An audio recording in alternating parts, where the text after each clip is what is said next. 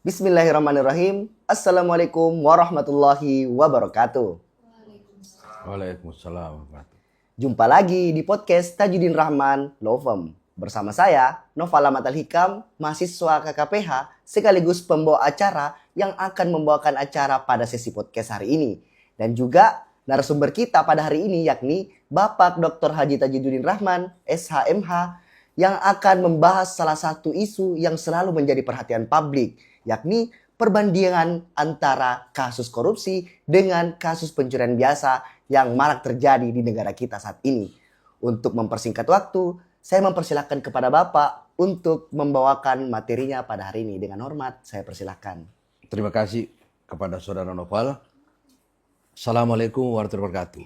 Waalaikumsalam warahmatullahi Jadi wabarakatuh. saya ingin jelaskan dulu bahwa peserta kali ini selain netizen, juga yang hadir adalah peserta KKPH Angkatan 77 Fakultas Hukum Universitas Muslim Indonesia dan sebagian dari HLSC Fakultas Hukum UNAS. Jadi kalau biasanya saya berdua saja dengan host, kali ini ada penontonnya. Dan saudara akan bisa menikmati nanti sampai kurang lebih 30 menit.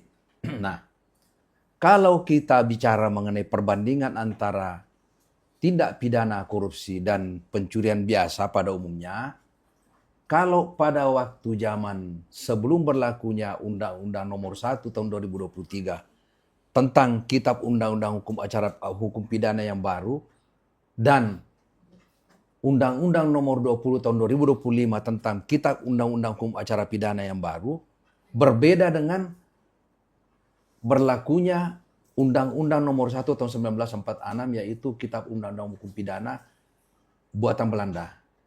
Nah, kenapa? Karena pada Kitab Undang-Undang Hukum Pidana buatan penjajah itu, pasal yang paling sering digunakan adalah 362 yang hampir sama saja bunyinya pada pasal 476 di KUHP yang baru yang kalau saya baca gini ya.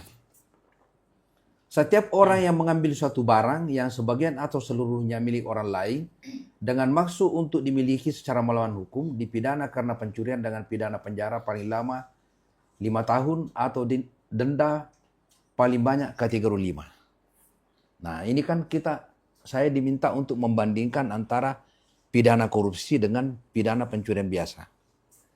Ini pasal 476 ini pencurian biasa. Belum ada kategorisasi mengenai spesialisasi perbuatan-perbuatan pencurian apa. Nanti akan saya masuk kepada pasal 477 dan pasal 478 mengenai kriteria pencurian-pencurian apa saja yang diatur dalam KUHP baru.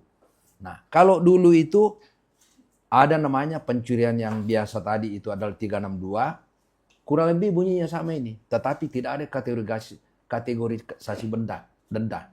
Nah, sekarang ada denda kategorisasi yaitu 5. Nah, kalau denda sekarang ini yang namanya kategori 5 itu adalah kurang lebih kategori 5 itu adalah kurang lebih 50 juta. Ya, 500 juta. Ya. Sekarang, kalau yang dulu itu cuma mungkin Rp2.000 atau Rp5.000. Saya tidak ingat. Nah, beda. Nah, kalau kita masuk pada pasal 477, ya, lebih parah lagi. Nah, ini tadi kan saudara mengatakan bahwa, dan bukan cuma Anda saja, pada umumnya orang menyatakan bahwa perbandingan antara tindak pidana pencurian itu dengan korupsi selalu saja menjadi pembicaraan di mana-mana bahwa seakan-akan orang yang korupsi puluhan bahkan ratusan miliar, bahkan sekarang sudah triliunan. Ya, contohnya misalnya yang terakhir ada penggeledahan, ya kita sebut saja bekas Jampitsus yang ditemukan ratusan miliar rupiah berupa valuta asing. Kemudian ada emas sebanyak kurang lebih 74 kilogram. Nah, Ini kan belum dijatuhi hukuman. Nah, tetapi kalau misalnya kita bandingkan dengan pencurian biasa, tadi ini kategori 5, ya.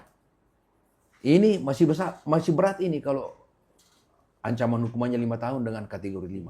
Tetapi kalau saya masuk di pasal 477, ya, dipidana dengan pidana penjara paling lama 7 tahun atau pidana denda paling banyak kategori 5 setiap orang yang melakukan. Ya, ada perkecualian di sini. Misalnya di sini pencurian benda keagamaan atau kepercayaan, pencurian benda purbakala, pencurian ternak atau barang yang merupakan sumber mata pencarian atau sumber nafkah utama seseorang. Nah, ini yang tidak bisa ditawar-tawar ini. Yang pasal 477 ayat 1 bagian C. Ya, jadi ini pencurian ternak yang merupakan sumber mata pencarian atau sumber nafkah. Jadi kalau misalnya ada orang yang memelihara ayam ternak, misalnya ayam petelur atau ayam potong, nah ini mata pencariannya orang. Dalam pasal ini berat. Ini ancaman hukumannya 7 tahun. Dan kategori 5. Nah, kategori 5 ini 500 juta ya. 500 juta. Nah sekarang, pasal 2 ayat 1 Undang-Undang nomor 31 tahun 99 yang dirubah dengan Undang-Undang nomor 20 tahun 2001, itu ancaman hukumannya adalah minimal 4 tahun. Itu ayat 1, pasal 2 ayat 1. Ancaman hukuman minimal 4 tahun sampai 20 tahun. Tetapi dalam hal tertentu ayat 2 mengatakan dapat dijatuhi pidana mati. Pertanyaannya, apakah sudah ada orang dijatuhi pidana mati dalam perkara korupsi di Indonesia? Sejak berlakunya Undang-Undang nomor 31 tahun 99 dan kemudian dirubah dengan Undang nomor 20 tahun 2001, belum ada satupun pelaku korupsi di Indonesia yang dijatuhi pidana mati. Nah, ini mungkin yang perlu Anda tanya pada saya. Ya. Mengapa tidak ada hakim atau tidak ada jaksa yang pernah menuntut pidana mati? Padahal di dalam ayat 2-nya tadi itu, pasal 2 ayat 2, itu dalam hal tertentu dapat dijatuhi pidana mati. Nah, apa yang di situ yang dimaksud? Penjelasannya itu misalnya, apabila perbuatan korupsi itu dilakukan dalam keadaan misalnya terjadi bencana alam. Misalnya ada wabah. Misalnya pada waktu COVID itu, kalau anggarannya COVID itu dikorupsi, itu orang bisa dijatuhi pidana mati. Demikian pula misalnya dana bansos. Terjadi misalnya ada bencana alam dan kemudian rakyat yang di suatu tempat yang terkena bencana misalnya tanah longsor atau banjir atau kebakaran, dana dari pemerintah yang harus digunakan untuk memberikan bantuan kepada orang yang terkena bencana, kemudian dikorupsi oleh pejabat negara atau penyelenggara negara, ini bisa dipidana mati. Tapi faktanya tidak ada. Nah sekarang, bagaimana pula kategorinya atau kriteria kalau misalnya, sayangnya ya, kalau dalam kasus misalnya Jampitsus sekarang, seharusnya dalam pasal ini tidak hanya memberikan kategori atau kriteria menyangkut mengenai soal pidana tertentu terhadap keadaan tertentu. Mestinya ada pada keadaan orang yang dimaksud. Misalnya begini. Kalau saudara belajar bukunya Mulyatno, itu ada pemberatan pidana yang menyertai perbuatan, hal-hal yang menyertai perbuatan orang. Apa yang dimaksud dengan hal-hal yang menyertai perbuatan seseorang adalah misalnya identitas orang. Antara orang misalnya, orang umum, misalnya katakanlah dia sebagai pemulung yang melakukan pencurian karena dia tidak bisa makan, dengan orang pejabat tinggi negara yang notabene adalah penegak hukum yang harus menegakkan hukum, undang-undang tidak mengatur itu. Seharusnya undang-undang tindak pidana korupsi dan KUHP baru yaitu Undang-Undang Nomor 1 tahun 2023 itu harus mengatur itu. Bagaimana kalau seorang pejabat tinggi negara yang tugasnya menegakkan hukum justru dia menjadi koruptor. Contohnya Jampitsus, bekas Jampitsus, Kejaksaan Agung. Seharusnya saya berharap nanti karena berdasarkan hasil pemantauan saya tadi malam saya nonton podcastnya kawan saya Abdurrahman Samad, bekas Ketua KPK. Dia menjelaskan bahwa 9 tim dari Kejaksaan Agung yang menangani perkara ini ada 6 orang yang bekas jaksa dari KPK. Nah, harapan saya 6 jaksa yang berasal dari jaksa-jaksa dari KPK pada waktu zamannya Abraham Samad menjadi Ketua KPK ini bisa menuntut nanti ini Febri Adriansah, bekas Jampitsus, dengan ancaman hukuman mati. Nah, meskipun terus terang saja kan begini ya. KUHP lama itu dengan berbarengan dengan Kitab Undang-Undang Hukum Acara Pidana yang nomornya Undang-Undang Nomor 20 tahun 2025 itu dia sekarang ini menganut namanya due process of law. Ya. Bukan crime control model. Nah, saya perlu jelaskan apa perbedaan antara due process of law dan crime control model. Kalau due process of law itu adalah proses penegakan hukum pidana yang mengutamakan proses keadilan dan kemanfaatan dan kesejahteraan rakyat.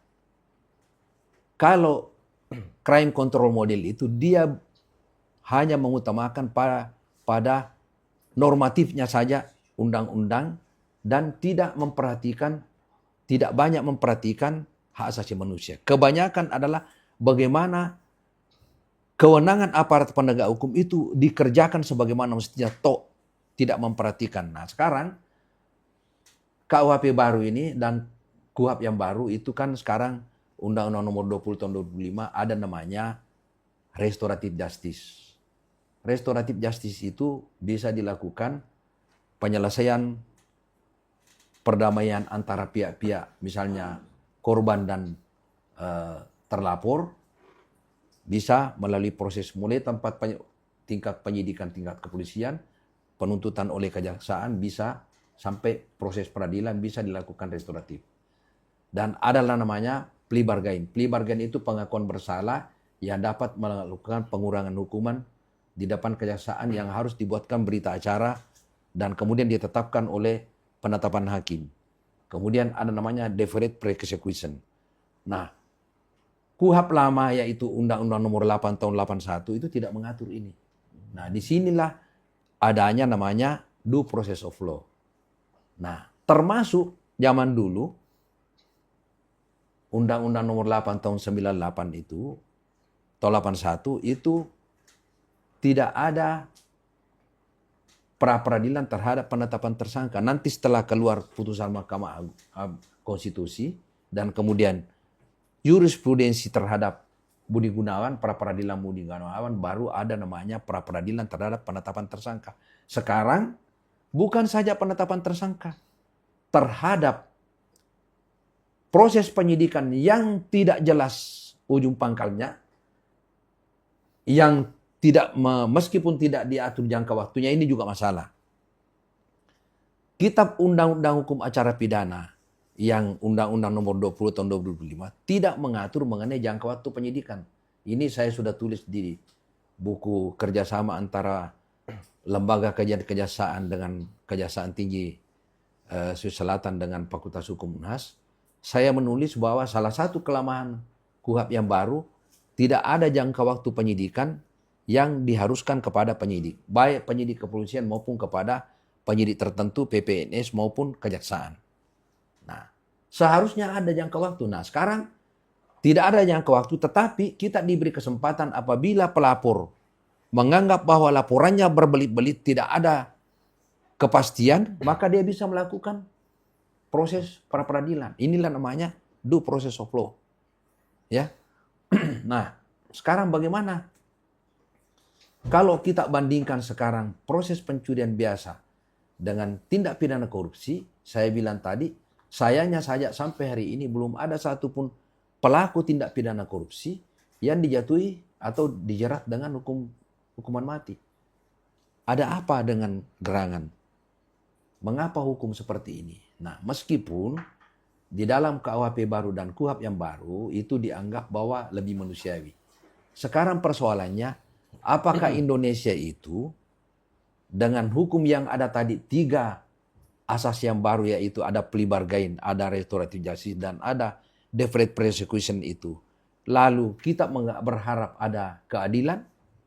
Saya masih bertanya. Nah, kalau kita melihat misalnya teori penghukuman, ada 2 teori besar, yaitu satu teori pembalasan, satu teori yaitu teori pembalasan itu teori penjarahan. Kemudian yang kedua adalah teori pemasyarakatan. Nah, kalau teori penjarahan atau teori pembalasan itu penganut utamanya adalah Immanuel Kant.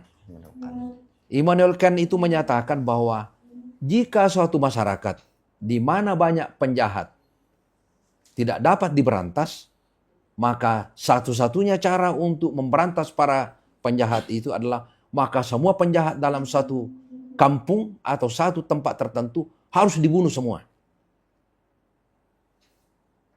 Sedangkan teori pemasyarakatan menyatakan bahwa orang yang dinyatakan bersalah dalam penjatuhan pidana itu diberi kesempatan untuk bisa dibina, diperbaiki dia punya, yang semula menjadi jahat bisa dididik menjadi baik. Itulah sebabnya kalau dulu namanya kita punya lembaga pemasyarakatan itu dulu namanya penjara, sekarang namanya lembaga pemasyarakatan. Maksudnya itu untuk mendidik orang supaya menjadi baik. Nah, pertanyaannya, apakah proses penegakan hukum sekarang ini bisa menghasilkan apa yang kita harap? Nah, kan sebenarnya begini ya. Teori tentang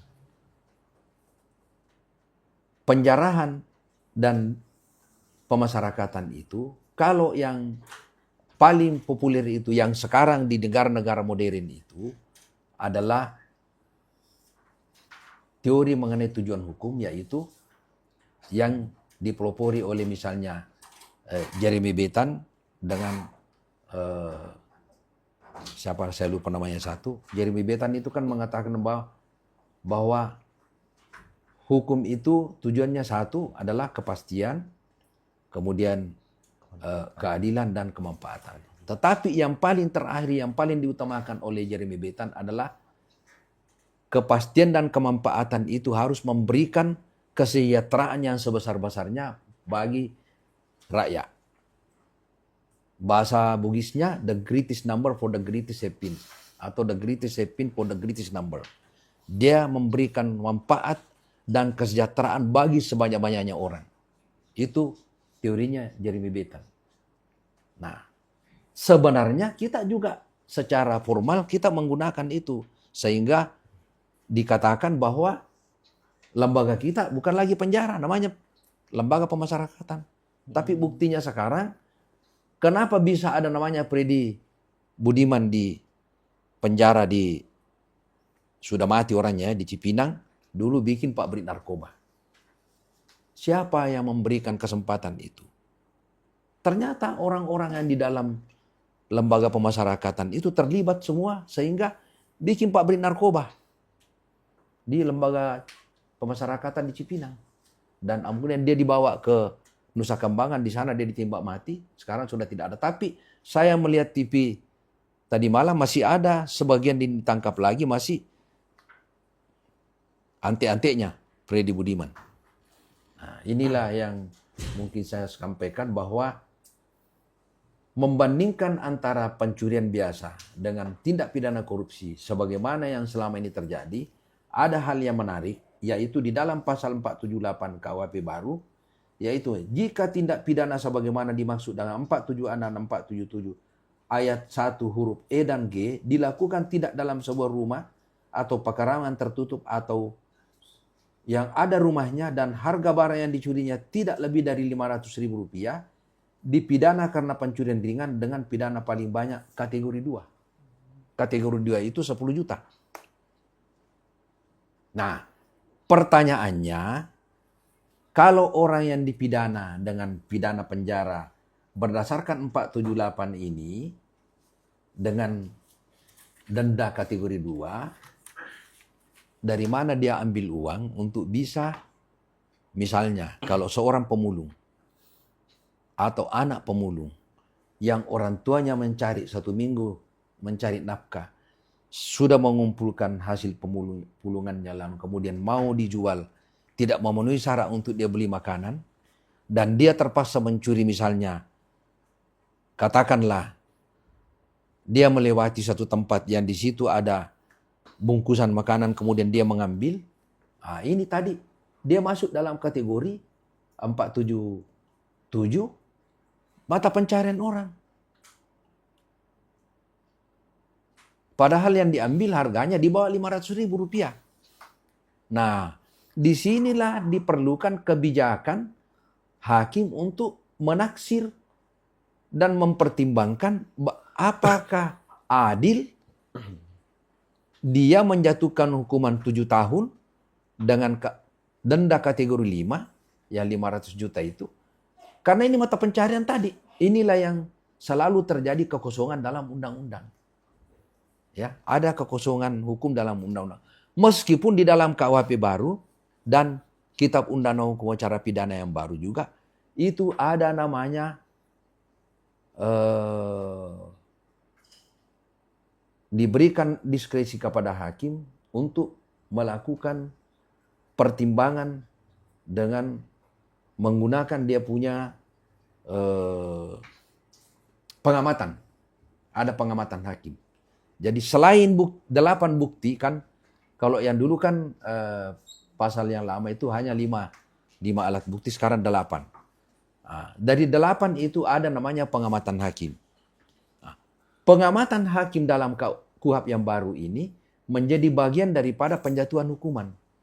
Nah, disinilah pentingnya nanti pengamatan hakim digunakan oleh hakim yang memeriksa perkara pencurian yang di bawah 500 juta, meskipun itu tadi anak itu mencuri makanan yang merupakan bagian daripada mata pencarian orang sebagaimana diatur dalam 477 KUHP baru yang menyatakan bahwa kalau itu untuk kepentingan mata pencaharian maka dia dijatuhi hukuman 7 tahun ditambah dengan denda kategori 5. Disinilah pengamatan hakim dan hati nuraninya untuk menyatakan bahwa ya dia harus gunakan 478 ayat 1 ini. Karena di bawah 500 juta. Dan cuma masalahnya dendanya itu kategori 2. Sedangkan kategori 2 itu 10 juta. Dari mana untuk memakan saja susah. Nah ini yang perlu kita pertanyakan ini. Saya kira itu. Iya Pak. Mengenai terkait dengan perbandingan antara kasus korupsi ini dengan kasus pencurian biasa itu kan saya sempat mau menarik dari sisi sociological jurisprudence-nya Pak. Jadi, kalau katanya Roscoe, dia katakan bahwa law as a tool of social engineering. Hukum adalah alat rekayasa sosial. Nah, ketika kita melihat bagaimana proyeksi yang terjadi di dalam status quo atau kondisi yang ada saat ini, itu masyarakat cenderung untuk bermain hakim sendiri ketimbang menyerahkan kasus-kasus pencurian-pencurian biasa ini kepada aparat-aparat penegak hukum. Nah, jadi ada semacam kesenjangan atau diskresi, oh ternyata kalau pencurian biasa itu bisa dihakimi sendiri secara main hakim sendiri. Ada di masyarakat yang hukumi begitu Pak. Kalau kasus mega korupsi ini kan ada aparat penegak hukum yang tangannya akan hal itu. Nah ini kan sebenarnya kalau kita telisik lebih jauh, ini kan sudah mencederai asas equality before the law, di mana hukum itu sama rata di depan masyarakatnya begitu Pak. Ya jadi begini ya. Sebenarnya itu pengertian sama rata itu kita tidak anut itu. Pengertian equality before the law itu tidak berarti bahwa semua orang, meskipun di dalam pasal 27 dan 45 mengatakan bahwa setiap orang mempunyai kedudukan yang sama di bidang hukum dan pemerintahan, tapi tidak berarti bahwa sama dan sebangun, tidak begitu maksudnya. Ya. Begini. Kan kalau Aristoteles kan menggunakan sistem keadilan distributif itu. Orang diberikan atau diberikan haknya sesuai dengan porsinya masing-masing. Ya. Jadi kalau misalnya tadi ini kan, ini sudah di keadilan distributif ini, di pasal 478 ini. Ini yang digunakan oleh pembentuk undang-undang, ini keadilan distributif ini, yang alirannya Aristoteles, bahwa perbuatan pencurian yang di bawah Rp500.000 dengan kriteria yang disebutkan dalam pasal 478 tadi, itu 477, itu jelas bahwa di bawah 500.000 itu dia hanya dikenai denda kategori 2. Nah, cuma masalahnya kategori 2 itu buat orang miskin, anak pemulung, tidak mungkin dia bisa bayar itu. Lebih baik dia menjalani hukuman. Mestinya juga ada kekurangan daripada pasal ini, adanya mestinya katakanlah ada ancaman kurungan misalnya 24 jam atau 3 hari. Nah, karena begini ya, sebenarnya itu kan teori penghukuman itu, dari dua yang saya cerita ini kan begini. Kalau teori pembalasan itu, teori penjarahan menyatakan begini, bahwa hukuman itu dijatuhkan kepada orang yang melakukan kejahatan agar orang yang bersangkutan tidak lagi mengulangi perbuatannya. Sedangkan orang yang belum melakukan perbuatan itu menjadi takut atau menjadi rem terhadap orang yang belum melakukan perbuatan. Supaya dia tidak melakukan perbuatan yang sama. Contohnya, kenapa perlu ada hukuman mati? Supaya orang yang melakukan perbuatan itu, dia merasa takut bahwa kalau saya berbuat jahat seperti itu, saya nanti dibunuh. Nah sekarang, misalnya tadi kalau yang teorinya Roscoe itu mengenai teori hukum sebagai alat rekayasa sosial, itu sebenarnya begini. Yang dimaksud dengan hukum sebagai alat rekayasa sosial itu begini. Contohnya, saya kebetulan ikut membuat perdanya begini. Di kebiasaan di Sulawesi Selatan itu, orang Bugis itu tidak bisa membedakan antara sapi betina dan sapi jantan yang akan digunakan untuk misalnya kalau ada perayaan, apakah itu untuk pernikahan anaknya atau hakikah di kota-kota kecil atau di kampung. Jadi misalnya, atau misalnya lebaran atau mau pesta apa saja, yang namanya sapi betina yang dapat menjadi indukan untuk melahirkan keturunan supaya bisa memperbanyak keturunan sapi ternak, maka itu keluar peraturan daerah yang menyatakan bahwa khusus untuk sapi indukan itu yang sifatnya betina, itu tidak boleh seenaknya dipotong.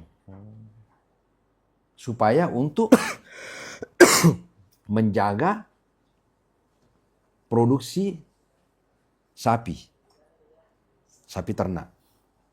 Nah, sekarang bagaimana caranya? Sementara orang kalau dia butuh di kampung, dia tidak mau pusing. Mau jantan, mau betina, dia sikat semua. Nah itulah perlunya kenapa ada aturan yang mengatur bahwa untuk sapi betina harus ditentukan bahwa misalnya umurnya 10 tahun atau 20 tahun baru boleh dipotong. Untuk dijadikan konsumsi rumah tangga atau untuk diperjualbelikan dalam keadaan dipotong. Nah, kecuali kalau diperjualbelikan dalam keadaan hidup. Nah, sedangkan untuk sapi yang jantan terserah. Tapi untuk sapi betina dibuatkan peraturan. Nah sekarang bagaimana caranya? Ini kan tadi kebiasaan orang untuk di kampung. Setiap dia mau bikin pesta, dia tiap pusing. Mau betina, mau jantan, dia potong. Nah inilah sebabnya kenapa namanya hukum sebagai alat rekayasa sosial. Perilaku yang biasanya menggunakan sapi ternak itu, mau betina, mau jantan, dia potong saja. Harus dibuatkan peraturan supaya kebiasaannya untuk memotong sapi ternak yang indukan yang dari betina itu tidak seenaknya dipotong. Ini namanya alat rekayasa sosial. Nah, sama juga misalnya kebiasaan merokok. Di mana saja bisa merokok. Sekarang ada dalam Undang-Undang Kesehatan namanya daerah kawasan bebas rokok. Nah, jadi misalnya di tempat rumah sakit dalam ruangan, kemudian tempat olahraga dalam ruangan, dan kemudian mall yang dalam ruangan yang ber-AC tidak boleh merokok. Ada larangan merokok. Kebiasaan dulu orang di mana saja mau merokok, itu harus dirubah dengan aturan. Kebiasaan yang tidak benar ini dirubah dengan hukum. Itulah namanya hukum sebagai alat rekayasa. Jadi perilaku orang yang biasanya tidak beres, termasuk misalnya perilaku untuk membuang sampah di sembarang tempat. Termasuk mengenai soal kebiasaan untuk tidak mau antri. Nah, begitu. Oke Pak, kan begini Pak, terkait dengan pandangan mengenai rekayasa sosial itu saya rasa kalau dalam kasus ini kan kita kan sudah tahu bahwa pencurian itu adalah hal yang buruk bagi semua masyarakat. Nah, ketika masyarakat-masyarakat yang awam melihat kasus-kasus seperti oh ada pencurian di sekitar rumahku, di samping rumahku. Jadi saya dengan segala bentuk insting dan perasaan saya bakalan menindaki terkait dengan kasus pencurian yang terjadi di sekitarku Pak. Nah ini kan rekayasa sosial itu adalah bentuk bahwa pencurian ini memang sebuah keyakinan yang dimana kita tidak boleh untuk melakukannya. Sehingga ketika kita menindak para pelaku pencuri itu merupakan suatu perbuatan yang sah-sah saja dilakukan. Nah di sini kalau saya analisis lebih dalam lagi Pak, terkait dengan bagaimana sebenarnya posisi antara hukum sebagai rekayasa sosial dengan kita sebagai negara yang memiliki penegakan hukum yang pasti dan juga memiliki aparat yang ada di dalamnya.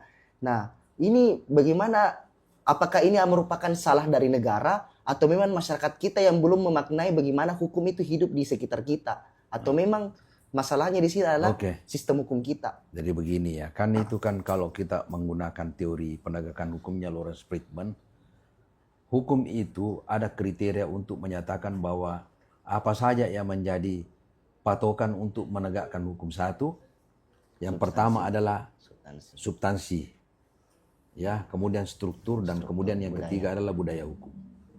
Nah, Suryono Sukanto membedakan antara menambah budaya hukum itu ada bagian dari satu adalah sarana dan prasarana.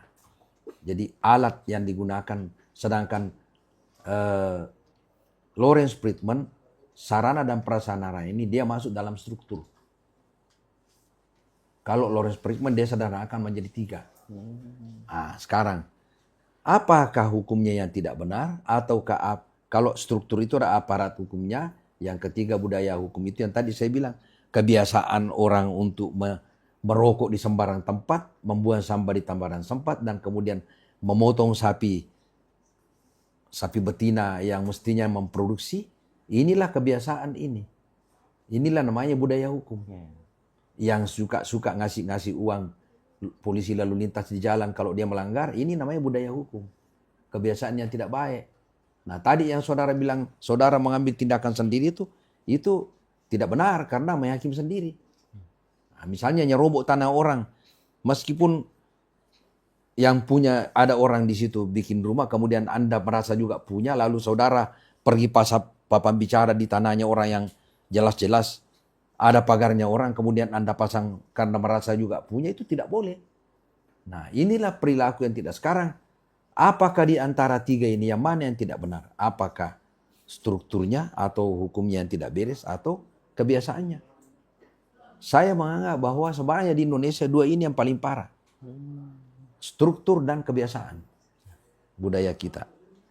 Nah, contohnya kenapa mesti ex Jampitsus ini bisa dijerat dengan pidana korupsi yang disita ratusan miliar dan kemudian ada emas 74 kilogram emas yang seharusnya dia menjadi contoh. Justru dia yang melakukan perbuatan itu. Nah, itulah yang saya bilang yang kemarin nangkap orang, kemudian menjadi juru bicara dari penangkapan itu, tidak lama setelah jadi bicara, dia juga yang ditangkap. Jadi yang pernah menangkap, ditangkap juga. Kemudian tidak lama, yang menjadi juru bicara dari penangkapan itu ditangkap lagi.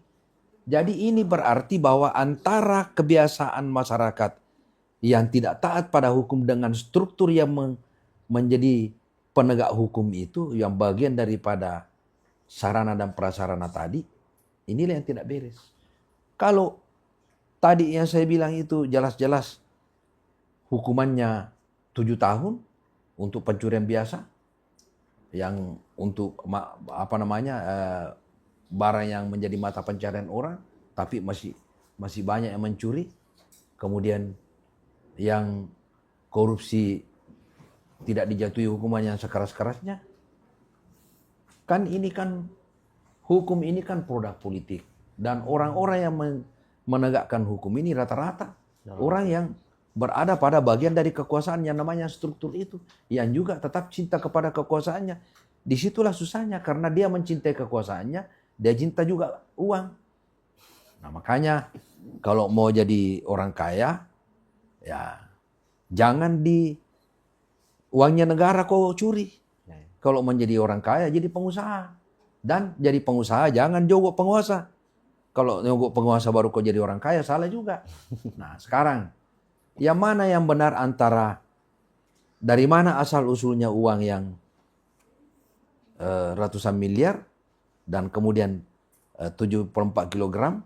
Sekarang ada orang yang mengaku bahwa dia pengacara namanya DR, yang mengaku punya emas, yang mengaku punya uang, dan kemudian sudah ada 3 yang tersangka. Nah inilah yang kita harap nanti supaya anak-anakku sekalian yang menjadi peserta KKPH baik dari Fakultas Hukum UMI maupun dari Fakultas Hukum UNAS ini, kalau mau jadi hakim, mau jadi jaksa, atau mau jadi pengacara, jangan melakukan apa yang dilakukan oleh ex-Jampitsus Kejaksaan Agung Republik Indonesia. Saya kira itu cukup sampai di sini. Terima kasih. Assalamualaikum warahmatullahi wabarakatuh. Salam pejuang keadilan, penegak kebenaran. Baik, tepuk tangan dulu teman-teman. Sangat menarik ya diskusi kita pada hari ini. Jadi intinya adalah perbandingan itu adalah bentuk bagaimana kita mengkaji lebih dalam mengenai isu yang akan kita telisik lebih dalam lagi pada akhirnya. Jadi dalam objek korupsi dengan pencurian biasa, itu semestinya sudah kita tahu bahwa yang bermasalah itu adalah bagaimana penegakan hukum kita dan juga bagaimana kebiasaan kita yang belum kita perbaiki dari diri kita sendiri. Jadi saya selaku moderator atau pembawa acara pamit undur diri. Sekian, terima kasih. Assalamualaikum warahmatullahi wabarakatuh. Tajuddin Rahman Podcast, pejuang keadilan, penegak kebenaran.